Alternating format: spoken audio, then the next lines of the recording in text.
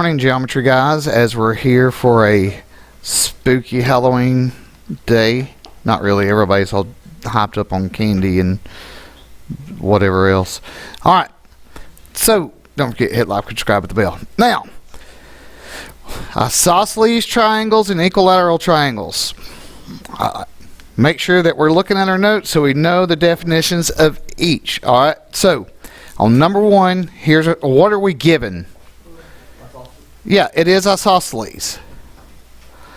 It's an isosceles triangle. We know this because these two angles are congruent. Yeah, the same congruent. We're good. Alright, so what should we know if this is an isosceles triangle? What else should we know in this? That the sides are congruent. Okay, that's how we know how to set it up to solve. So 3x minus 2. Now, some people might have said one leg is 19, the other leg is 3x minus 2. If you said the base angles were 50, that will work also, but this is the main thing we're looking for.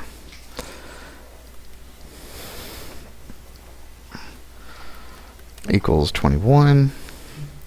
Divide by 3, divide by 3. Alright, so x is 7 in this one. Okay, going over using our definitions from yesterday. And remember, if we forget them and we didn't write them down, there's not a video from yesterday, but there are completed notes. Alright, are we good with number one? Anybody need more time? It's okay if you need more time. I want you to get it down. Just everybody writes at different speeds. Alright. Number two. Alright. So what are we given in number two? Yes. Now I know some of y'all are like, what does it matter if it's isosceles? We only have two different triangles today. We're going to have multiple triangles as we go on. Okay? That's why. We have an isosceles triangle. Alright. What do we know from that?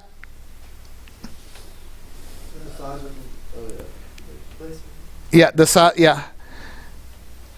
Base angles and sides congruent. Okay? Yeah. Wow, that was loud.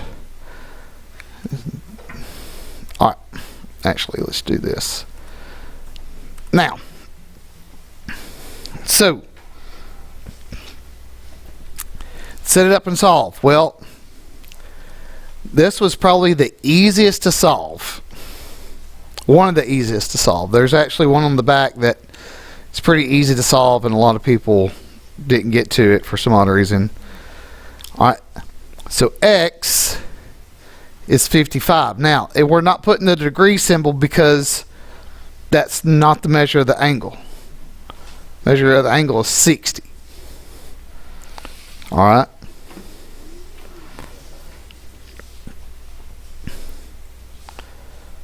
So is that making a little bit more sense? A little bit more. Each problem is situational. You have to look it over. You can't just, you know, cannonball right into it.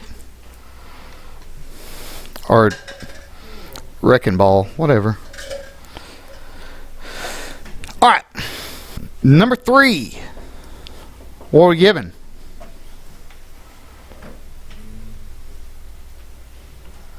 If these three angles are congruent, this is a equilateral. If you said equal angular, it's the same thing. Okay, it's an equilateral triangle. And what do we know?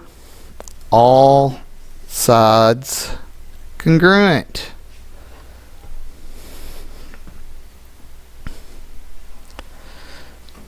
So 3x equals 4x minus 8.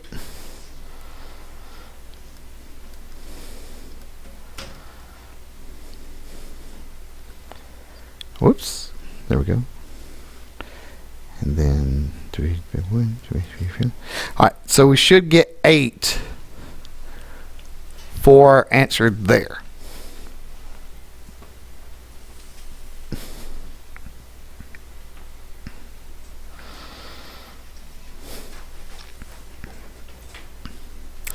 Now, if I didn't have the what are we given, what do we know, if that was there, would it matter? Would some of y'all still be lost? It's okay to say yes. That's all I need to know. I know it's hard getting back in the swing of things. Alright. So, number 4. We're actually given a lot on number 4. Okay? What's the first thing we know? Yeah, it is isosceles. The reason why I have y'all saying that is so you remember what the rules for isosceles triangles are. We have an extended base. Okay, it's kind of like my Aunt Bertha. You have an extended base right there. Some of y'all will get it, some of y'all won't. Bertha will never see this, so it doesn't matter. Okay, when I'm saying extended base, I'm talking about this right here. So it goes past, okay? So it almost looks like a little bit of a witch's hat. Alright, now, what do we know? Well, we know that the base angles are congruent. And it looks that we have linear pairs on this problem. Okay? And when I'm saying linear pair, I'm saying over here and over here.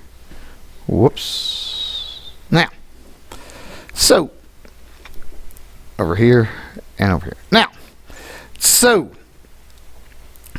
easiest one to find would be what? X. So, X, all this over here, X and 125 add up to what? 180. So X is 180 minus 125. And that is 55. Now, this time we would actually put the degree symbol because that is the actual thing. Alright, now something we can mark is these arcs right here. Those should be congruent. Okay? Now, to find y. Okay? Well, what would you, what do we know about y? How can we find that? As I stutter over words. Add the two base angles and subtract the 180. Yep. So the base angles, again, just stuttering over them. Some people would go ahead and say 110. They can add that in their head. Some people have to see it. Again, different strokes, different folks. Okay? And you should get 70. Okay?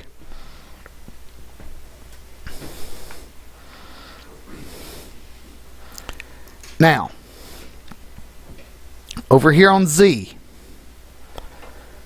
okay, Z is a linear pair with this, correct? Well, if this is 55, how would we find Z? Yep, 180 minus 55. Now, some people will notice, they're like, well, if these two are congruent, guess what? These arcs also, these outside angles are also congruent. Okay? So this would be 125.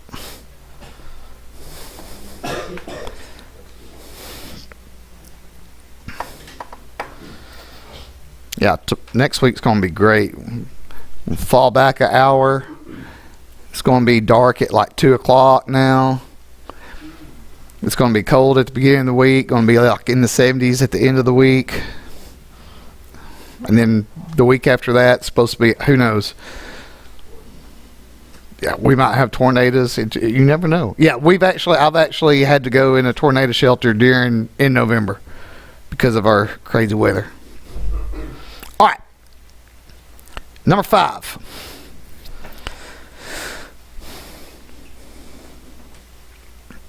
Now, if this figure looks different than other ones, It's because I had to tweak some of the things to make it work. Okay, so. All right. What are we given? Okay, well, what do we know? All right, where you said 65, there's this arc and there's this arc, so that means these two are congruent. So this is, yep, we have a isosceles triangle, and the vertex, yeah, the vertex has angle bisector. Okay, because that means it cut this thing into two parts. Now, this was our example 3 from yesterday's note. So if you're looking at your yellow sheet from yesterday, go to the front page, look at example 3. That's actually where this is coming from. Okay, so this we know. What do we know? That this line, PS, is perpendicular to QR. Okay, because it does that.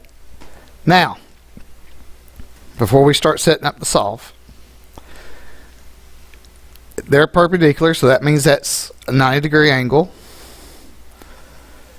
And this segment is congruent to this segment. All right. Now, what's the measure of X? 90 degrees. Okay. What's the measure of Y? Yep. What's the measure of W? 65 degrees. Now, what looks like a lot, once you lay it out there and say, okay, this is what we have, okay, it actually is better than what we know. Now, when we do this perpendicular bisector,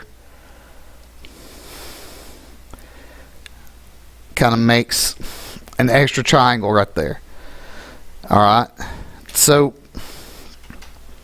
that means if we were to find Q,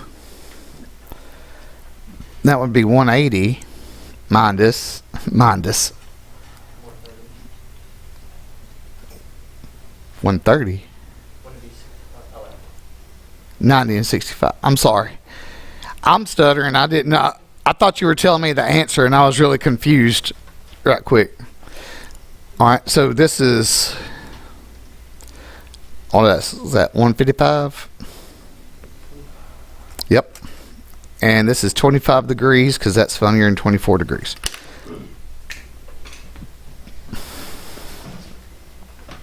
All right. Not so bad. Could be worse. Could be worse. We could be taking a check on learning today on Halloween. That's scary enough as it is. All right. For those around the world, don't forget to hit like, subscribe, hit the bell. Good stuff, good things. Roll Tide.